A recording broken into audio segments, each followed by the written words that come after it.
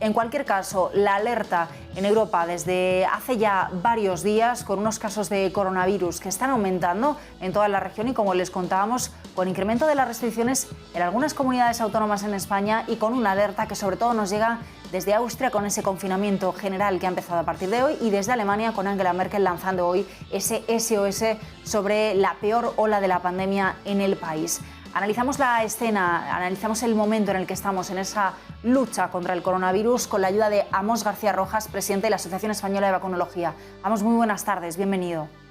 Hola, muy buenas tardes, un placer estar con ustedes.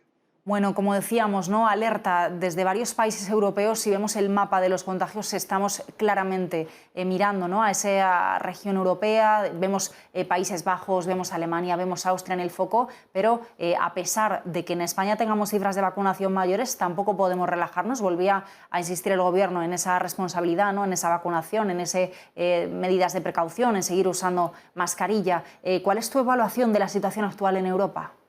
Sí, yo creo que fundamentalmente en varios países europeos hay claramente consolidada ya una sexta ola. Una sexta ola que tiene su origen básicamente en dos elementos. Por un lado, la escasa cobertura vacunal que tienen varios de estos países y, en segundo lugar, porque también en muchos de ellos las medidas restrictivas que se habían implementado para controlar la pandemia dejaron o se suprimieron de un día para otro. Y eso ha creado la posibilidad de un desarrollo importante de la difusión del virus. En nuestro país tenemos una situación de partida algo más favorable, ya que nuestras coberturas vacunales son muy elevadas y también porque hemos seguido manteniendo una serie de medidas restrictivas con las que hemos convivido a lo largo de toda la pandemia. Y esto nos coloca en un escenario algo mejor, pero cuidado, estamos donde estamos en Europa, todavía hay gente sin vacunar, por lo tanto vamos a seguir teniendo una cierta tendencia al alza en el número de casos que espero que no sea tan poderosas como las que están teniendo en varios países europeos, pero que nos obligan a entender que en estos momentos hay que ir en una doble vertiente de trabajo. Por un lado, vacunar y vacunar, pero también entender que todos los huevos no los podemos poner en la cesta de la vacuna. Hay que también realizar medidas o tomar medidas restrictivas en función del peso de la pandemia que eviten la difusión del problema.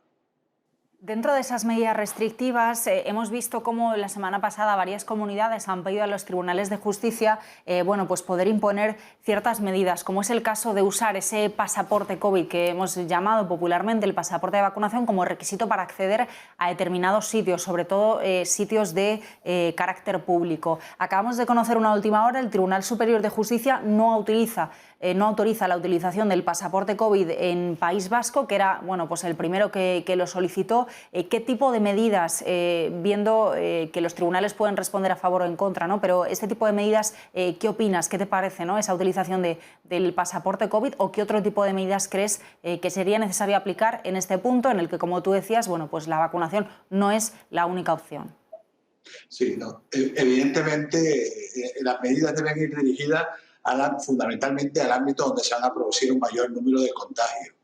Y ese ámbito está claramente ligado a los espacios cerrados, poco ventilados, donde por una relación de amistad social o familiar bajamos la guardia y nos quitamos la mascarilla. Es ahí donde va a estar el mayor número de contagios en nuestro país. Y de esa perspectiva es lógico pensar en la necesidad de implementar medidas en esos ámbitos que minimicen el posible riesgo de nuevos infectados. Por lo tanto, lo del pasaporte COVID era una medida que entendemos que es razonable por lo menos debatirla, porque es ahí, en esos espacios donde pretendemos que haya menos impacto, donde se van a producir el mayor número de casos, espacios cerrados, poco ventilados.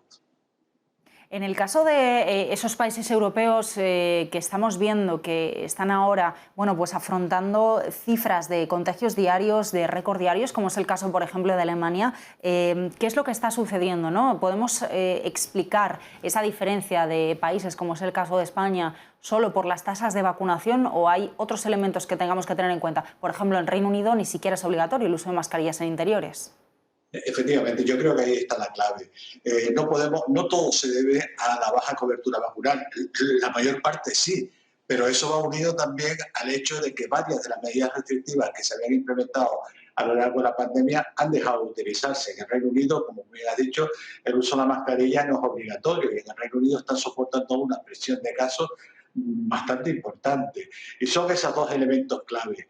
Bajada de medidas restrictivas sin estar ajustadas al peso de la pandemia y que se tomaron cuando la misma pandemia empezaba a manifestar algún dato positivo, y en segundo lugar las bajas coberturas vacunales.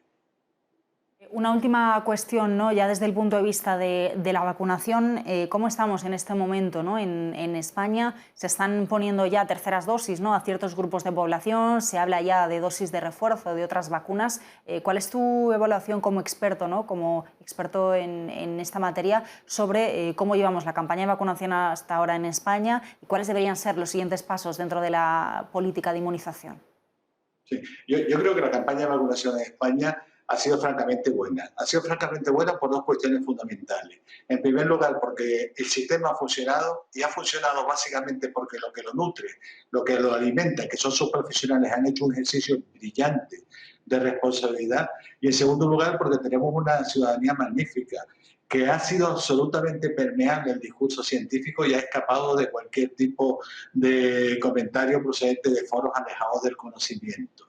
Esas dos cuestiones han sido clave en el éxito de la campaña de vacunación en nuestro país. Y de alguna manera vamos avanzando en la estrategia vacunal en función de lo que marca también el grupo de trabajo que se diseñó al respecto, que no solo englobaba a los miembros de la ponencia de vacunas, sino también a miembros de sociedades científicas o personas de alta relevancia en el mundo del conocimiento y de la ética en general. Y de alguna manera la tercera dosis que se está implementando en algunos parámetros, yo creo que se está realizando también con cierta lógica. Hay personas que por su estatus de salud, sistema inmunitario deprimido, no son capaces de responder correctamente o con robustez a la pauta normal de vacunas. Necesitan una dosis adicional de esta y de otras vacunas. Se les está administrando. Las personas de edad avanzada, al mismo tiempo, conforme van aumentando la vida en años, se va envejeciendo también nuestro sistema inmunitario. Por lo tanto, la calidad de respuesta protectora que tenemos también va a ser inferior a la que tuviéramos como sistema inmunitario más potente. Por lo tanto, es conveniente esa tercera dosis. Ahora, esa tercera dosis en el grupo poblacional entre 18 a 60 años, yo en estos momentos te tengo que decir que no lo sé si sería necesario. Pero no lo sé básicamente porque todavía no hay evidencia científica rotunda que indique que esa tercera dosis en ese grupo poblacional iba a causar una mejor calidad de respuesta protectora. Es verdad que varios países ya la están implementando porque dicen que se quieren adelantar al problema que puede venir. Pero honestamente yo creo que en ciencia conviene actuar en función de las evidencias científicas. Y de esa perspectiva, en estos momentos, mi respuesta a si entre los 18 a los 60 años hay que dar una tercera dosis, no lo sé. Bueno, pues vamos a ver, ¿no? si la evidencia científica nos va demostrando paso a paso, como hemos descubierto a lo largo de toda esta situación, cuáles son, ¿no? las mejores opciones. Amos García Rojas, muchísimas gracias una vez más por acompañarnos desde la Asociación Española de Vacunología. Seguiremos, ¿no? apostando por esa protección, esa mascarilla, esa precaución y, por supuesto, ¿no? por esa vacunación. Muchísimas gracias. Buenas tardes. Nada, gracias a ustedes. Ha sido un placer, de verdad.